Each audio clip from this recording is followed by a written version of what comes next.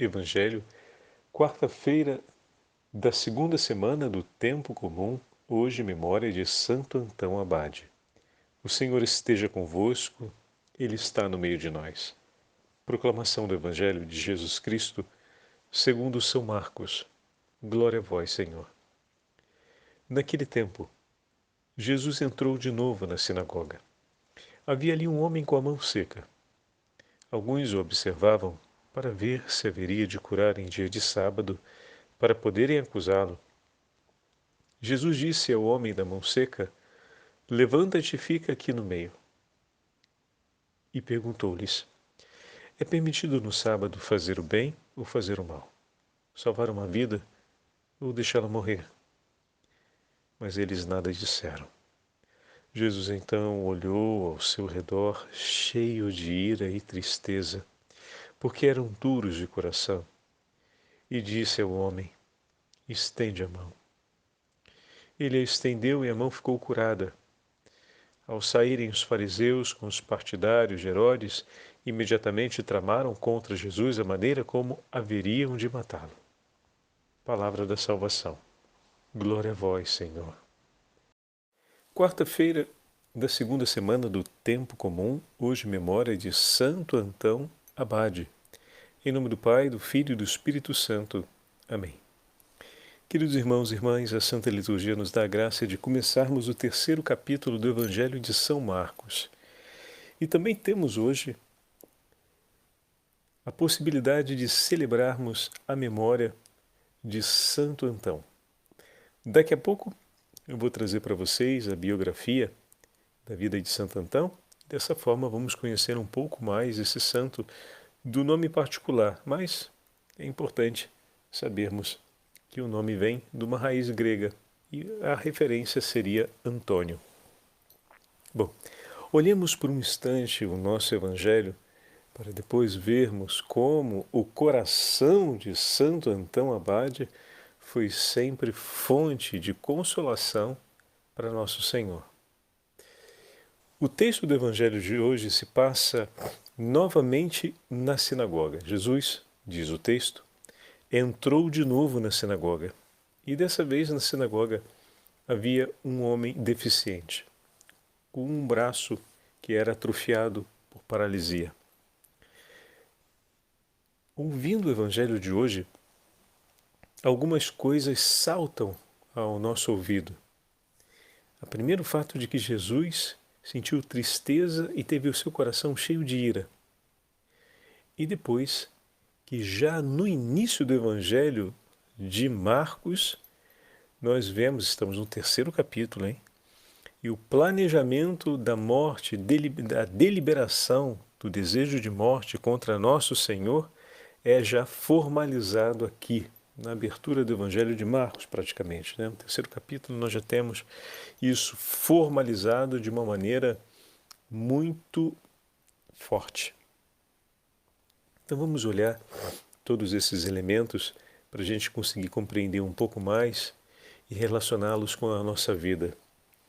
Antes de mais nada, seja no catecismo da Igreja, seja na tradição bíblica e na tradição nossa, católica, nos é consentido o sentimento da ira sem que se incorra em um pecado, se ele for em relação ao pecado.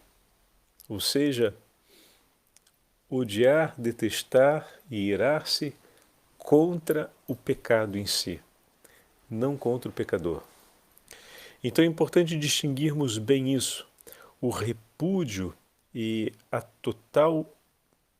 o total desprezo, uma violenta repulsa ao pecado, ao ponto de dizer-se ódio do pecado, é consentido e teologicamente, moralmente, não há nenhum erro sobre isso, porque na verdade o coração que busca a santidade detesta, tem ojeriza pelo pecado. Os céus detestam em absoluto o pecado. e tudo aquilo que possa ofender a Deus. Então, o homem que é chamado a viver em santidade, ele no percurso de sua vida vai aprendendo a detestar e a finalmente odiar em absoluto o pecado, ao ponto de sentir o seu coração inflamar de raiva ou de ira diante da possibilidade de pecar, a ponto de rejeitá-la sumariamente e de maneira definitiva. Então, nós não estamos vendo no Evangelho de hoje o sentimento de ira do Senhor em relação àqueles que pecam, mas em relação ao desejo de pecado presente no coração deles. Como assim, Padre Fábio? Vamos tentar usar uma linguagem um pouco mais próxima da gente. Imagina você entrar num lugar e sentir aquele climão pesado, carregado, né? Aquele clima mesmo que parece que tem uma pedra de gelo no ar.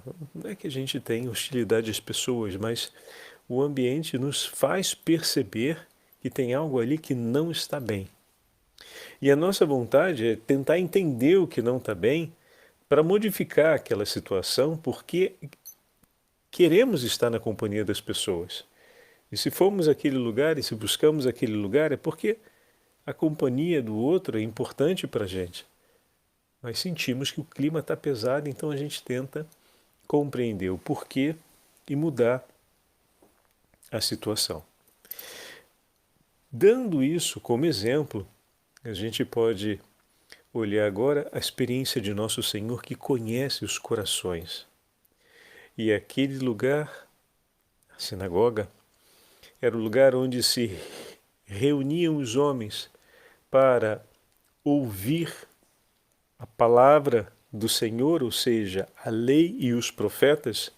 Era o lugar onde os corações se dispunham para dialogar em intimidade com Deus, e naquele lugar havia um espírito de morte infuso no coração de muitos dos que estavam ali. Percebem que situação delicada? Jesus olha ao redor depois de fazer a pergunta a respeito do elemento central da tradição judaica a respeito do amor de Deus. Deus é misericordioso com aqueles que sofrem. Deus é compassivo e bondoso. Deus não quer a morte do pecador, mas a sua conversão e que ele viva. A resposta para a pergunta que Jesus fez não é difícil. Ela não é dada porque aqueles corações não querem a misericórdia. Eles querem a morte. Eles não querem a bondade de Deus. Eles já abraçaram a maldade. Agora a gente está percebendo, né, a conexão com os últimos versículos. Ao saírem dali, imediatamente tramaram, ou seja, tramaram com maldade, né, o que? A morte de Jesus. Então, de que maneira haveriam de matá-lo? Então, a maldade que trama a morte. Essa é a causa da tristeza do Senhor.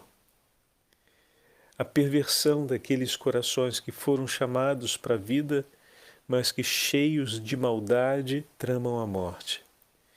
Aqueles corações que o Senhor deseja tanto iluminar com a sua palavra, mas que diante do Verbo encarnado, da palavra viva, a repudiam até a morte. Não é sem razão que o sentimento de tristeza aparece junto. O Senhor sente tristeza diante da condição em que o homem se encontra e deixa mais uma vez claro e explícito o seu total repúdio ao pecado. Então, cheio de ira contra o pecado, o Senhor se entristece pela sorte daqueles que estão ali, que, escolhendo a maldade, desejam a morte ao invés da vida. Deus é bom mas eles não escolhem a bondade de Deus e preferem a maldade e a morte, ao invés da bondade e a vida. O Senhor, ao curar aquele homem enfermo, deixa para nós duas evidências, não se esqueçam disso. A primeira é que triunfa a bondade e a misericórdia de Deus. Ainda que esteja por todas as partes a maldade e o desejo de morte, ainda que eu caminhe pelo vale da sombra da morte, nada temerei, pois o Senhor é o meu pastor. Então essa é a primeira evidência. Leia esse evangelho de hoje, escute esse evangelho de hoje e guarda no seu coração essa verdade. Triunfará sempre a bondade e a misericórdia do Senhor. Ainda que ao nosso redor se alargue sempre mais a maldade e a morte, triunfará a bondade e a misericórdia. E a segunda evidência, ao curar aquele homem, o Senhor dá testemunho, ele está cumprindo a missão messiânica, mas ao mesmo tempo ele está testemunhando para nós que o Senhor veio e vem ao encontro daqueles que esperam nele. Pois naquele lugar em que os homens se encontram para suplicar a Deus misericórdia e para ouvir a sua palavra, o Senhor se manifesta. E Ele prometeu para mim e para você que onde dois ou mais estiverem reunidos em seu nome, Ele estará presente no meio deles, ou seja, Ele se manifestará. Quando a igreja se reúne em oração, o Senhor está no meio de nós e Ele se manifestará. O Senhor vem por nós. Então vamos cumprir e manter a promessa do Senhor viva em nosso coração, com a nossa adesão total, pois o Senhor se manifestará, pois Ele vem por nós. Então essas duas evidências, elas no Evangelho de hoje nos asseguram uma renovação da esperança e ao mesmo tempo uma firme confiança no Senhor. Ali, no desejo de maldade, no desejo de morte ou seja, no desejo por atentar à morte contra o Senhor, se unem os partidários de Herodes e os fariseus, que eram opositores, veja, são opositores frontais do ponto de vista da condição social daquele período histórico, mas que se unem quando se trata do ódio a Cristo. Então, de fato, o Senhor é um divisor de águas. Todo aquele que é de Deus será conduzido a Cristo. Todo aquele que se opõe contra Deus repudiará o Cristo e se afastará dele. E nós estamos vendo no Evangelho que isso se cumpre. Marcos já deixa evidente no 3º capítulo. Veja, meus irmãos e minhas irmãs, como é que um trecho tão pequenininho, mas tão intenso do Evangelho nos entrega uma esperança tão viva e tão necessária para o nosso dia a dia. A certeza de que o Senhor está no meio de nós e de que a sua bondade e misericórdia triunfarão sempre. Você deve estar saindo para o trabalho agora, se preparando para começar o seu dia. Quantas vezes a gente não vai ver durante a nossa jornada de situações difíceis, onde parece que por um instante está triunfando a maldade e o desejo de morte. E o desejo de morte aqui que falamos não é só a vontade de matar alguém, não é disso não, por favor. Mas é toda aquela expectativa ou disposição que pesa sobre nós como a morte pesa sobre a vida. as maledicências, as disposições de difamação, as posturas de diminuição do outro, de desprezo do outro, os comentários que sempre trazem uma conclusão negativa ou um valor negativo sobre as coisas, os comentários que podem vir mesmo a difamar os afazeres e as pessoas. Quantas são as disposições de morte que acontecem, né? No convívio, no agir, no falar? E isso pesa. É preciso que o nosso coração deteste realmente com toda a sua força e repudie com toda a sua força e escolher para si isso. Mas a gente não consegue ficar fora, muitas vezes, de um contexto como esse, porque ele está dentro do nosso ambiente de trabalho, né? E por um instante pode vir aquela ideia de que, no final das contas, é esse tipo de postura, esse tipo de coisa que vai vencer, que vai predominar. Recorda-te do Evangelho de hoje. Predominará sempre a bondade e a misericórdia do Senhor. Essa será a última e definitiva palavra.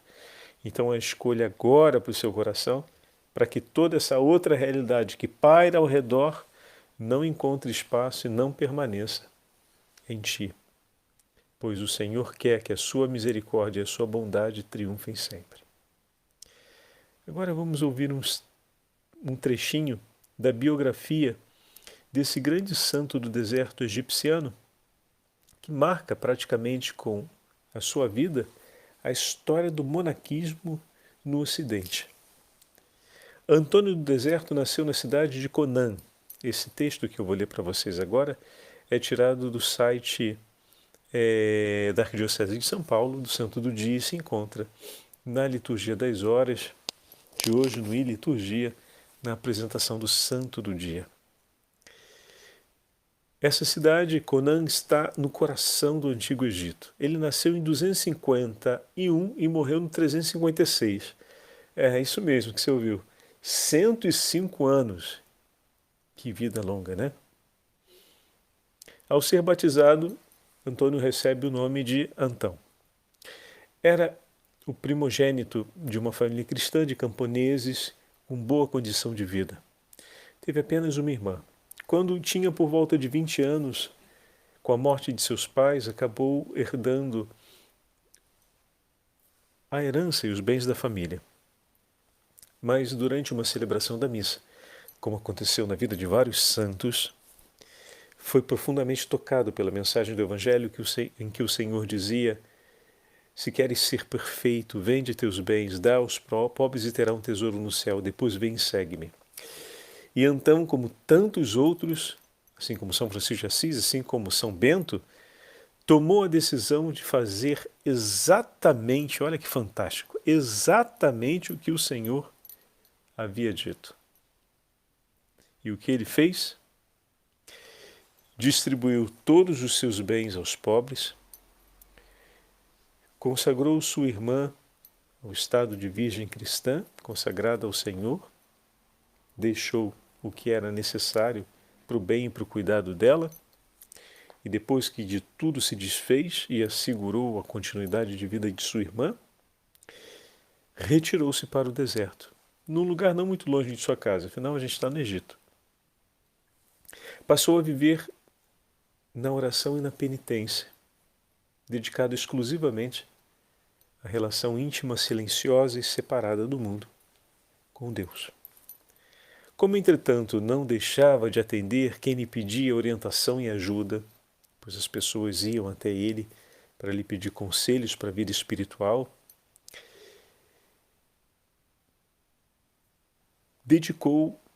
decidiu então retirar-se um pouco mais para longe, vivendo isoladamente numa gruta, e assim passou 18 anos de sua vida.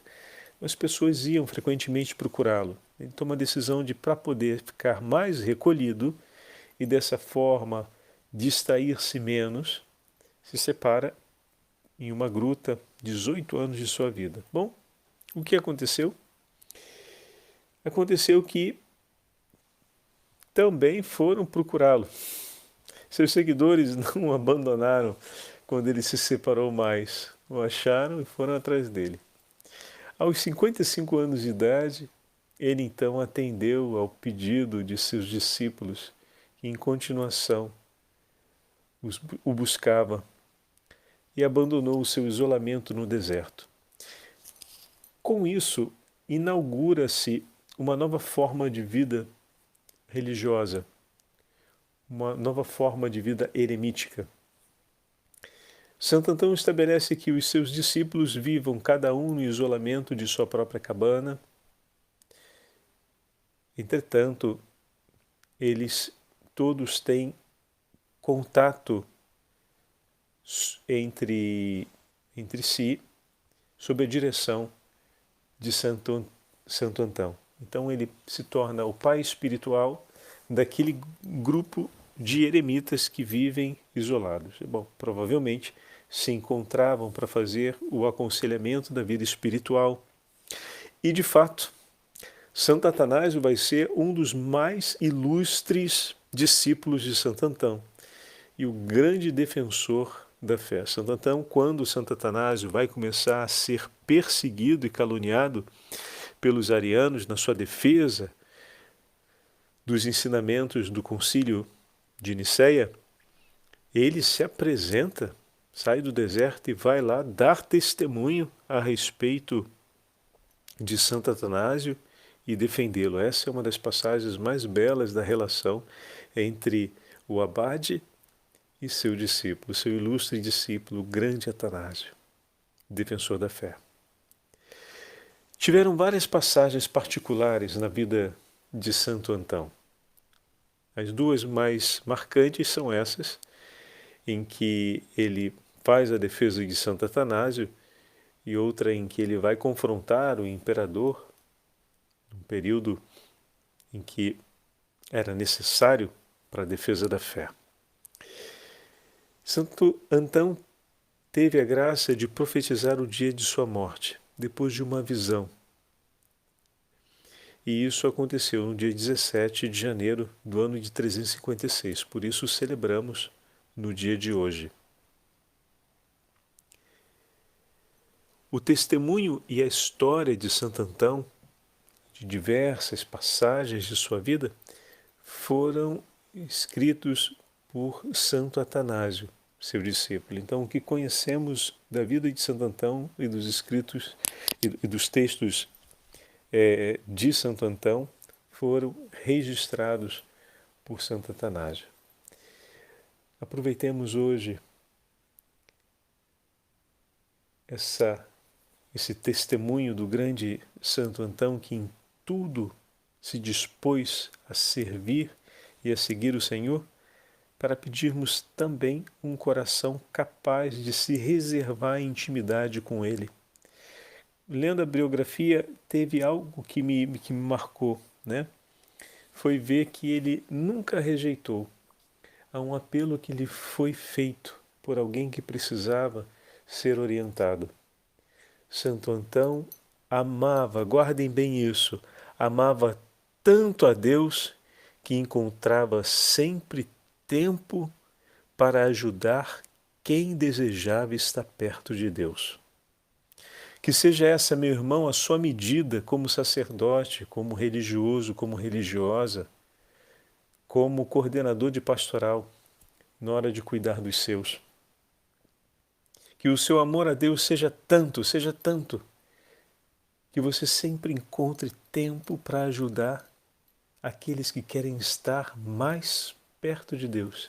Que você sempre encontre tempo para dispor por aqueles que querem estar mais junto dele. O Senhor há de te assegurar essa graça, porque Ele tem uma alegria muito grande de contar contigo para poder chamar mais corações para a comunhão com Ele. O Senhor esteja convosco, Ele está no meio de nós. Pela intercessão de Santo Antão Abade e da Beatíssima Virgem Maria, a Santa Mãe de Deus, abençoe-vos o Deus Todo-Poderoso, Pai, Filho e Espírito Santo. Amém.